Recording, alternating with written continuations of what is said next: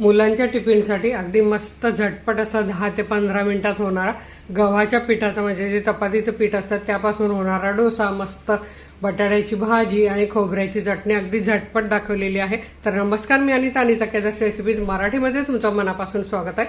तर चला बघूया नाश्ता किंवा मुलांच्या टिफिनसाठी गव्हाच्या पिठाचा डोसा, बटाट्याची भाजी आणि चटणी। गव्हाच्या पिठाचा डोसा बनवण्यासाठी मिक्सरच्या भांड्यात आपल्याला घ्यायचं जे आपण चपाती बनवतो ते पीठ 1 कप घ्यायचं आहे आणि याला पाव वाटी रवा घालायचा आहे। रवा तुमच्याकडे जो असेल तो घाला आणि 1 टेबलस्पून साखर घालायचे आणि हे आपल्याला 1-2-3 वेळा मिक्सर करून घ्यायचं आहे। आता हे आपल्या मिक्सरमध्ये फिरवून झालेलं आहे। आता हे मिक्सिंग बाउलमध्ये आपण काढून घेऊया। साखरेमुळे काय होतं, डोश्याचा रंग छान सोनेरी होतो आणि कुरकुरीतपणा यायला मदत होते। आता डोश्याची आणखी चव वाढवण्यासाठी मी इथे 1/8 किंवा 1 टेबलस्पून आपल्याला बेसन घ्यायचं आहे। छान मिक्स करून घ्यायचं आहे। यात आपल्याला घालायचं अर्धी वाटी दही, कारण आपण हे लगेच बनवतोय त्यामुळे दही आवश्यक आहे। आणि आता हे छान आपल्याला इथे मिक्स करून घ्यायचं आहे। आता आपण यात पाणी घालूया। आता मी इथे 1 कप पाणी घेतलेलं आहे आणि ते आपण थोडं थोडं घालत मिक्स करून घेऊया। गुठळ्या मोडून घ्यायच्या। आधीच जास्त पाणी घातलं तर गुठळ्या मोडल्या जाणार नाही, त्यामुळे अशा थोडं थोडं पाणी घालत गुठळ्या मोडून घ्यायच्या। गव्हाच्या पिठाच्या गुठळ्या होतात, तर असं थोडं थोडं पाणी घालून छान आपण मिक्स करून घेऊया। तर इथे बघा 1 कपातले हे आपलं 2 चमचे पाणी उरलेलं आहे, तेही मी घालून घेते आणि हे आपण 2 ते 3 मिनटं छान फेटून घेऊया। कारण फेटल्यामुळे काय होतं, डोसा छान होतं। कारण आपण हे भिजत नाही घातलेलं, जसे आपण डाळ तांदूळ भिजत घालतो तसं, त्यामुळे असं फेटून घेतल्यामुळे त्यात हवा तयार होते आणि आपला डोसा छान होतो। तर मी इथे 3 मिनटं फेटून घेते। आता हे बघा आपलं बॅटर हे फेटून झालेलं आहे। आता आपल्याला 10 मिनटासाठी हे भिजत ठेवायचं, कारण आपण यात रवा घातलेला आहे। आता आपण डोशासोबत लागणारी भाजी आणि चटणी बनवून घेऊया। तर आधी भाजी बनवूया। डोसा भाजी बनवण्यासाठी इथे मी 2 टेबलस्पून तेल घेतलेलं आहे। तेल गरम झाले, त्यात अर्धा चमचा मोहरी घालायची। मोहरी छान तडतडू दे।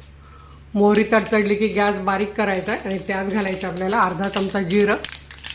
जिरं पण छान फुललंय। आता आपण घालूया मिरची आणि कढीपत्ता आणि वरून लगेच कांदा घालायचा, म्हणजे सुगंध त्यात तसाच राहतो।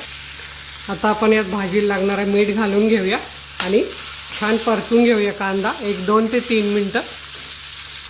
3 कांद्यासाठी 4 बटाटे उकडून घेतले, ते कुस्करून घेऊया। इथे आपला कांदा बघू शकता छान लाईट सोनेरी रंग आलेला आहे। यात आपल्याला घालायचे पाव चमचा हळद आणि 2 चिमूट हिंग आणि हे मिक्स करून घ्यायचं आहे। हळद हिंग मिक्स झालं आहे। आता आपण घालूया कोथिंबीर आणि त्यावर बटाटा घालायचा आणि मिक्स करून घ्यायचं आहे।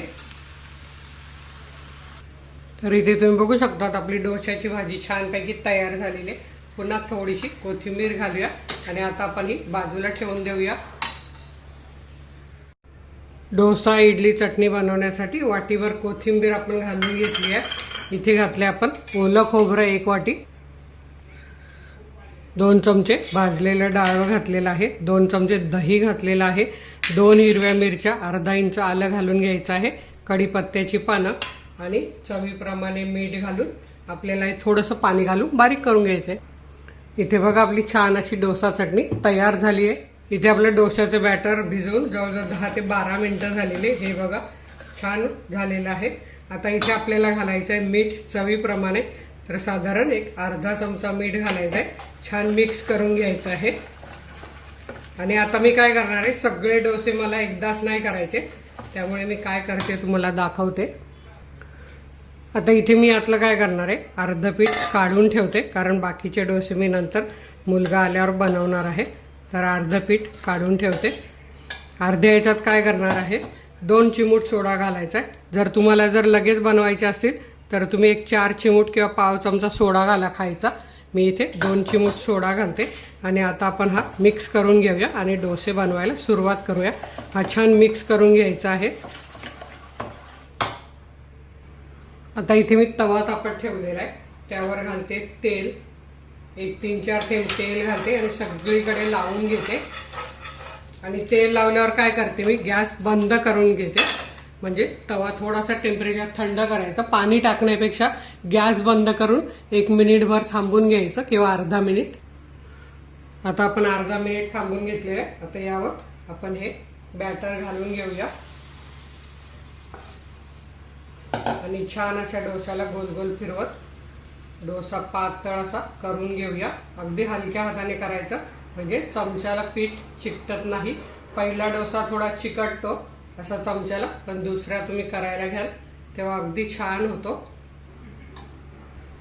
आणि इथे तुम्ही बघू शकता डोसा टाकल्यावर काय करायचं, आता हा मोठा तवा आहे त्यामुळे असं सगळीकडून फिरवायचं आहे म्हणजे डोसा छान भाजला जातो. डोशाला इथे तुम्ही जाळी बघू शकतात किती छान पडलेली आहे आणि सोनेरी रंग यायला सुरुवात झालेली आहे. तर असं मी छान फिरवून घेते आणि आता डोसा वरून पण सुकला आहे, छान खालून सोनेरी रंग यायला सुरुवात झाली आहे. मी तुम्हाला पलटी करून दाखवते. तर इथे तुम्ही बघू शकता किती छान सोनेरी रंग आलेला आहे. आता ह्या साईडने पण थोडासा अगदी अर्धा मिनिट आपण भाजून घेऊया. तुम्हाला जर नसेल आवडत नाही भाजलं तरी चालेल, पण माझ्याकडे दुसऱ्या साईडने पण असा थोडासा भाजलेला आवडतो.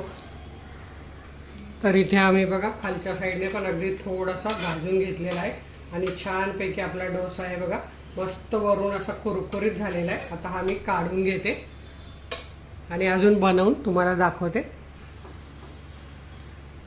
तर इथे तुम्ही बघू शकतात मस्त आपले हे बघा कुरकुरीत असे. आता थोडे थंड झाले ते, नाही तर झाल्या झाल्या खूप कुरकुरीत होतात ते.